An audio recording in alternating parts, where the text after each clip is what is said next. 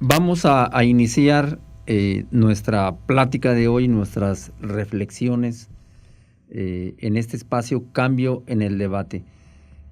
Tenemos la presencia muy grata del doctor, maestro y amigo Álvaro Ochoa Serrano. Él nació en la ciudad de Jiquilpan, de Juárez, y efectivamente allí también nació el general Lázaro Cárdenas del Río. Y hoy nuestra plática consiste en pensar, en reflexionar,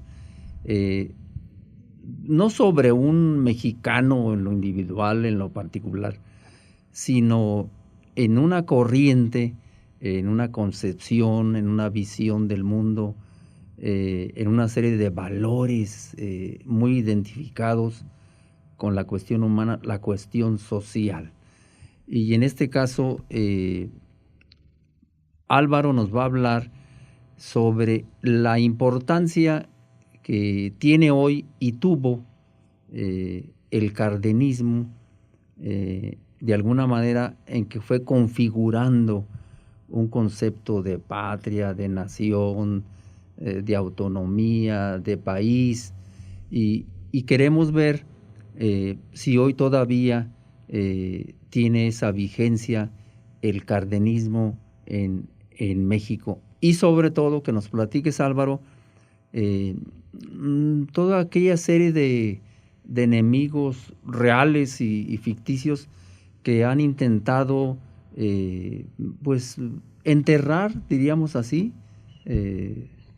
darle los santos óleos al cardenismo en México. Álvaro, ¿por qué hoy el cardenismo, más que yo creo que en ninguna otra época, tiene un significado histórico, valórico para la conciencia mexicana? Bueno, a Cárdenas no se le puede borrar porque Cárdenas fue más bien un hombre de hechos, como diría Mujica, hechos no palabras. Era un hombre de pocas palabras, pero de muchos actos y acciones. Cárdenas, Lázaro Cárdenas del Río, es producto de la Revolución Mexicana. Y la Revolución Mexicana precisamente tiene que ver con Lázaro Cárdenas porque es el que le da un sentido político y cultural a ese concepto que tiene relación con la misma transformación del PNR, Partido Nacional Revolucionario, siglas que pueden funcionar en cualquier parte del mundo, Partido Nacional Revolucionario, así como Partido Nacional Socialista, Partido Nacional X, sí, cerca del fascismo. No, Cárdenas lo transforma y lo nacionaliza en el sentido de darle una identidad de patria y de nación como partido de la Revolución Mexicana. Decimos que es una creación o recreación porque eso que oficialmente sigue manejando como Revolución Mexicana de 1910, en realidad es una gran rebelión mexicana. Rebeldes simplemente que aprovechan las circunstancias, la convocatoria para iniciar un movimiento armado, porque la lucha política se había clausurado. Porfirio Díaz, no es necesario hablar de Porfirio Díaz ni explayarnos en él, precisamente no daba margen a la participación política de los mexicanos.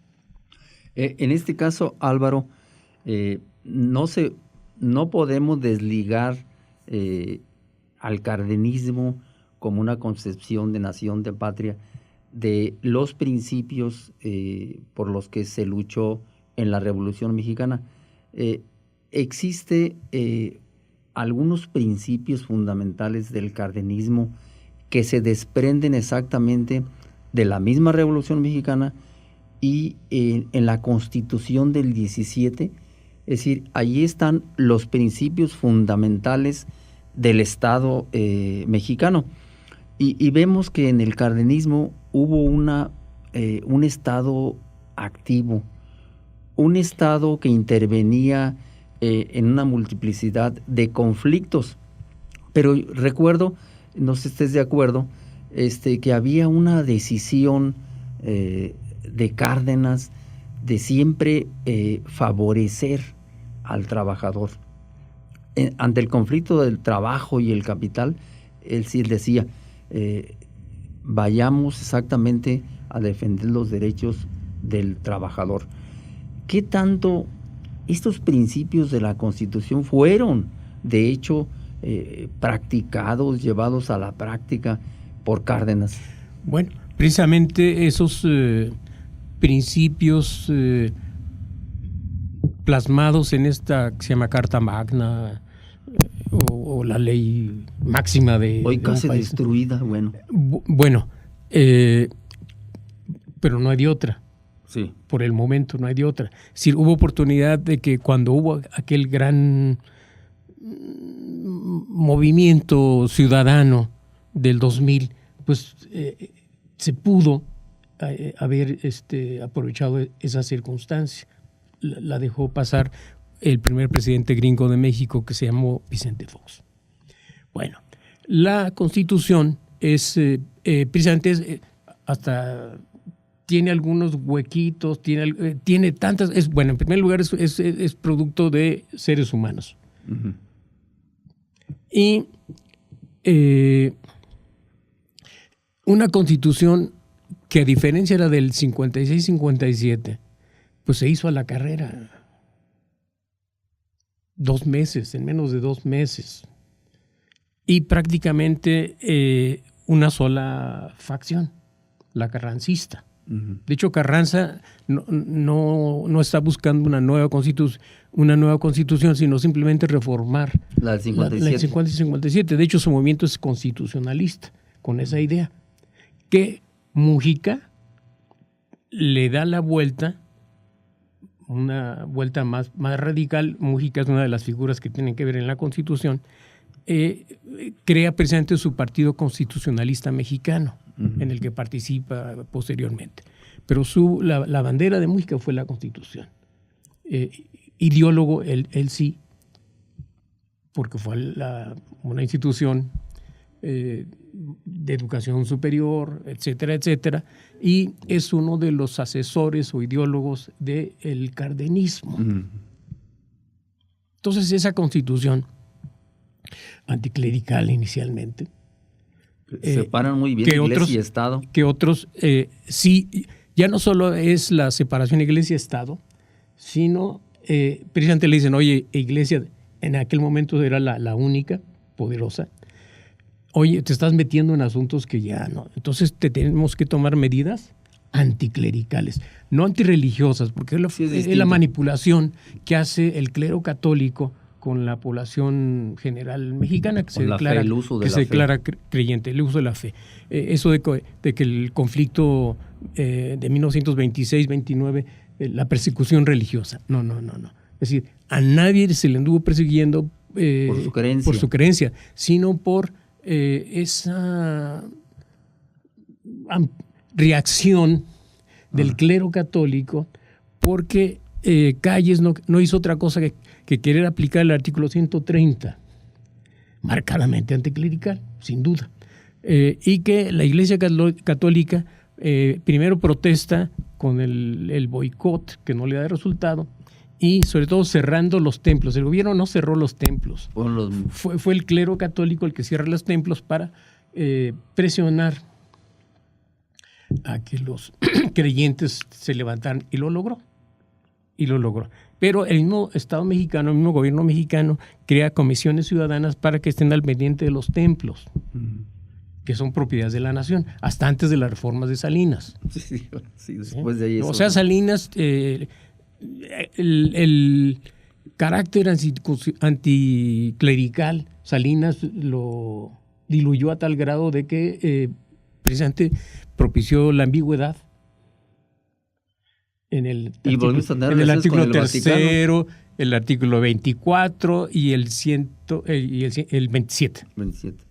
Esos 3. Ya no hablemos del 123, que casi siempre en las escuelas, el 5 de febrero, que ya pasó, es el artículo 3, el 24 y el 123. Como si no existieran otros artículos constitucionales. Pero El artículo 24 es la libertad de creencias. ¿Usted cree o no cree? Usted tiene libertad. Claro. Hasta ahí. No, que la libertad religiosa. Bueno, y otro es cuento. La cuestión, lo laico, cuento. La laicidad. Sí. Precisamente quería acabar con ese espíritu laico, que es un terreno neutral. Porque, ¿Para creer o no? Para creer o no. Y el jefe de Estado mexicano está obligado a portarse neutro. No imponer. Laico, no imponer, porque ahí está violando la ley. La ley, a pesar de las reformas salinistas, dice que el Estado mexicano no puede alentar ni discriminar ninguna de las iglesias. Oye, Álvaro, entonces en ese sentido, ese concepto de nacionalismo se inscribe en esa parte del cardenismo. ¿Sí hay esa claridad en ese aspecto? Cárdenas, yo insisto, es decir, Cárdenas es el que le da, el mismo Octavio Paz lo reconoce. Es decir, Revolución Mexicana es Lázaro Cárdenas. Perfecto. Es decir, antes no hay ni siquiera una noción, porque es un montón de gente levantada por motivos, causas diversas, ¿sí? Eso de que todo el mundo se levanta convocado por Francisco y Madero el 20 de noviembre a partir de las 6 de la tarde. No. Es decir, aparte de que ya había antecedentes de gente que ya estaba inconforme, tanto, es decir, entonces es un montón. Los únicos que realmente tenían algo en la mente eran los magonistas. Los hermanos Flores Magón. Es decir, una ideología, unos principios para decir, órale, esto es lo que necesitaban. Los demás eran un montón, a ver qué se da en el camino. Como libre mercado.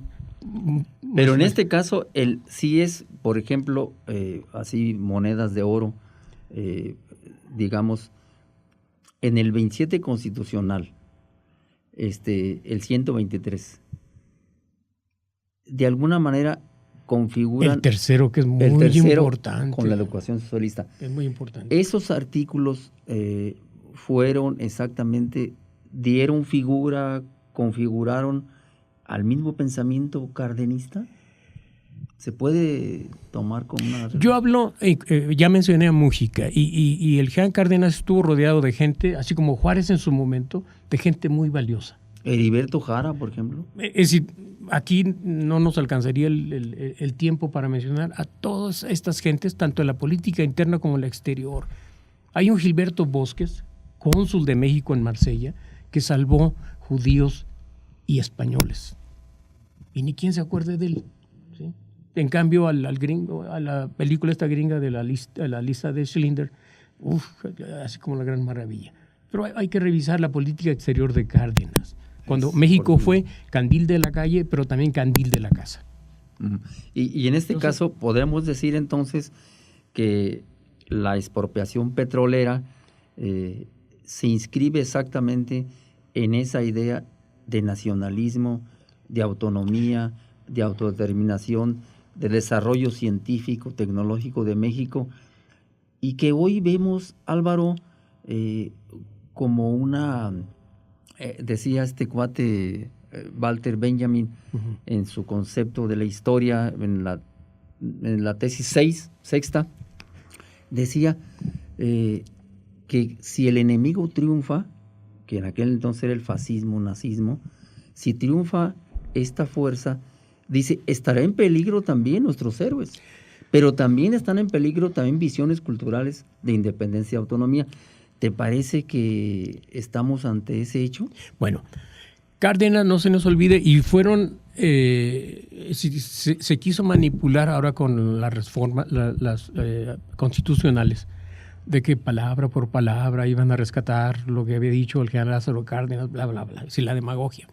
Sí, y creo que en un programa anterior aquí mismo hablamos de ese artículo constitucional que modifica Cárdenas, porque en ese momento era no necesario, sino indispensable que el Estado mexicano tuviera control de la energía, de los recursos naturales. La riqueza de la nación. Y por eso es el petróleo, entre otros, y la energía eléctrica, de alguna otra manera, lo que hace López Mateos el 60 es simplemente partir de lo que Cárdenas ya había puesto por ahí. Entonces, esa reforma constitucional de Cárdenas es precisamente para, como la misma Constitución dice que en México no se permiten los monopolios, era precisamente darle una salida dentro de la misma Constitución, pero Cárdenas no está pensando en un monopolio del Estado y bla, bla, bla. Él mismo habla de la participación privada. Sí. Una economía mixta que le llaman. Durante mucho tiempo sí se manejó. Desarrollo México, estabilizador. frente al socialismo, el capitalismo, aquí en México hablábamos de la economía mixta. Sí. Oye, Álvaro, un poquito para la opinión pública, ¿cómo ves tú el pleito que se dio entre Plutarco Elías Calles, el jefe máximo, y la actitud del general Cárdenas, e incluso de expulsarlo del país? ¿Ese pleito ¿sí amerita una discusión o es un pleito que no tiene caso? Por supuesto que tiene caso. Justo en estos días en las redes sociales están manejando un famoso telegrama en donde un inferior, el coronel Lázaro Cárdenas, le da la orden a un superior, al general Rodolfo Herrero, de que se una a la columna de Venustiano Carranza y que le dé muerte. Es decir, que aparezca que se muere el presidente Carranza. Eso de 1920 es un golpe de Estado, que en la historia mexicana no se quiere mencionar. Hay golpes de Estado en otras partes, menos en México. En México no hay. No. Es decir, tanto el de Victoriano Huerta, el del 13 es un golpe de Estado, como ese del año 20 es un golpe de Estado. ¿Sí? Y Calles, es decir, es Obregón Calles, la dupla, el binomio. Y Cárdenas lo que hace es dignificar la presidencia en primer lugar. Por supuesto que Cárdenas, es decir, es un candidato impuesto. Por el mismo Calles. No, ninguna sorpresa. El chamaco Cárdenas creyó Calles, que ya no tenía la sombra del caudillo, Obregón, pues hacer y deshacer, ¿sí? Porque no era ningún misterio de cómo Calles y Obregón pues se iban a estar turnando la presidencia, al grado de que Obregón es reelecto, o sea, en contra de la Constitución y en contra de los famosos principios de la Revolución de sufragio efectivo, no reelección, ¿sí? Entonces Obregón se justifica. Bueno, en primer lugar, Obregón no puede firmar el plan de Agua Prieta porque la Constitución dice que toda petición debe ser pacífica. Bueno, pero Obregón interpreta también la Constitución a su manera. Sí, la Constitución dice que no hay reelección, pero no dice nunca. ¿Sí? Sí, no. No tiene si le ponen ahí, nunca habrá reelección, bueno, pues ahí está clarísimo. Es decir, en abierta. México es un ambiente de estos políticos en donde cuando les conviene la ley son pero respetuosos y cada si quieren que se cumpla conviene. Tal cual. Cuando no, le buscan salidas. ¿Sí? Le buscan salidas. Entonces, esa relación Calles-Cárdenas, por supuesto, es decir, Cárdenas se forma militar y políticamente a la sombra de porque Calles. Él viene del ejército, ¿no? Pues a la sombra de Calles, es decir, Cárdenas, no solo sus primeros inicios por el rumbo de Apatzingán, como Juan Colorado, sino en el norte, bajo la sombra de Calles. Cárdenas inicialmente es una criatura, y el mismo Cárdenas lo reconoce en sus apuntes. Es decir, y en el campo del ejército, ¿verdad? Sí, en los mismos apuntes dice que a sus 20 años está a la disposición de ese maestro Álvaro, Calles. En ese pleito, al final de cuentas, sale triunfando el general Lázaro Cárdenas. Incluso empieza él a manejar sus gentes, su equipo, con la idea de, yo siempre he dicho, de llevar, no hasta las últimas consecuencias, todos los principios de la revolución plasmados en la Constitución del 17.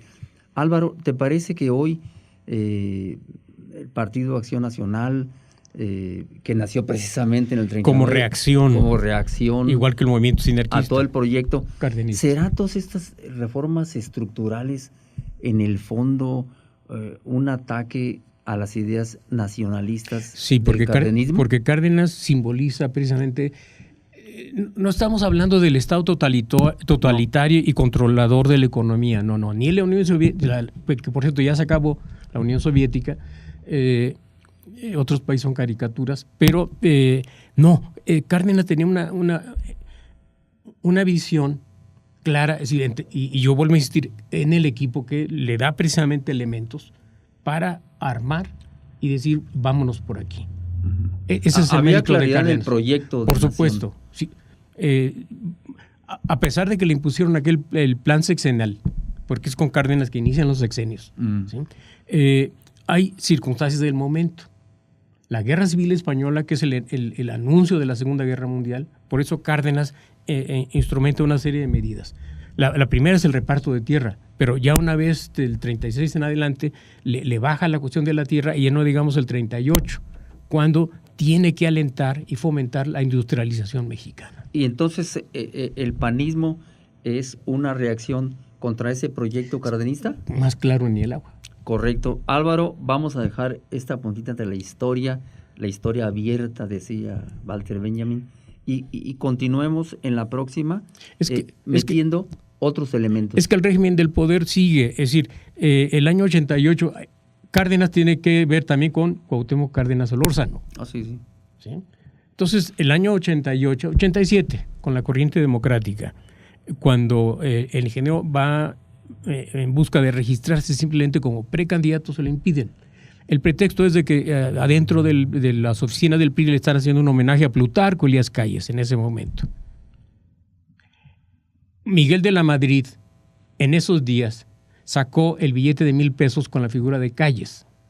Sí. Y el billete con la figura de Cárdenas, la figura del billete de 10 pesos era Lázaro Cárdenas. O sea, todavía al interior por eso hay quien habla de cardenismo y neocardenismo. Ya es otro asunto que el día de hoy no nos toca. Pero sí, esa figura de Cárdenas dejó un gran vacío al interior del entonces partido oficial. ¿Y existe? ¿Es real? ¿No es ya una utopía? ¿No es algo que la gente tiene? ¿Alguna franja de la sociedad mexicana? Precisamente venía pensando en el camino de cómo esta figura de Cárdenas, es decir, a nivel popular, todo el mundo reconoce los campesinos, los viejos campesinos, los actuales ya son otra indígenas. Cosa.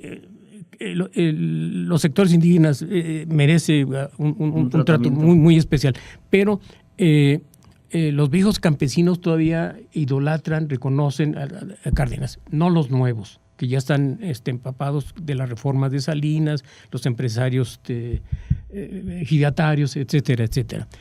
Y me llama la atención que en Estados Unidos hay murales de Villa, Zapata y quién sabe cuántos héroes mexicanos, y no aparece Cárdenas. Y es que se ha manipulado mucho de que está bien, la tierra se le debe a Cárdenas, todo, pero siempre se le manejó, y así lo hizo la derecha, como comunista. Cárdenas nunca fue comunista. Cárdenas nunca fue comunista. De hecho, el mismo artículo 3, él lo recibe ya, ¿cómo se dice?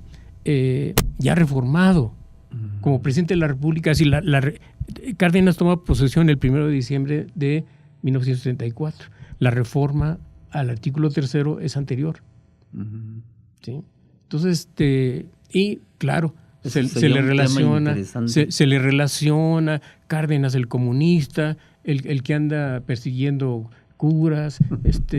No, en lo personal, Cárdenas tuvo incluso muy buenas relaciones con aquellos buenos discípulos de Jesús. Muy pocos. Los auténticos cristianos, los del amor al prójimo y a la prójima. Bueno, Álvaro, vamos a dejar este espacio. Mi nombre es Rafael Mendoza Castillo. Amigo. Colaboramos en este espacio y esperemos en la próxima continuar pensando estos temas, porque yo siempre he dicho que hay no solo un ataque a la riqueza de una nación, sino también un ataque a las ideas, a una concepción de la historia, una concepción de la cultura, de la ciencia, la tecnología, que hoy sí están en peligro y lo estamos viendo con las reformas estructurales. vamos a dejar en este momento estas reflexiones y continuamos la próxima. Gracias por estar aquí, Álvaro. Al contrario, Rafael. Gracias.